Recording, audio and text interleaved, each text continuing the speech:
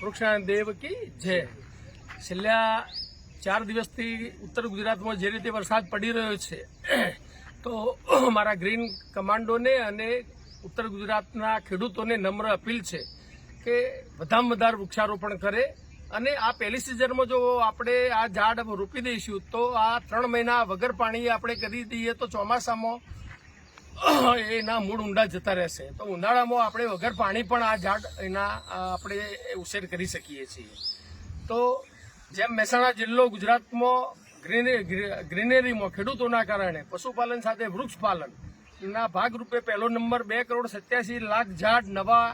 ઉછેર કરીને આવ્યો, એ રીતે બધા જ જિલ્લા ગુજરાતના આ રીતે ખેડૂતોને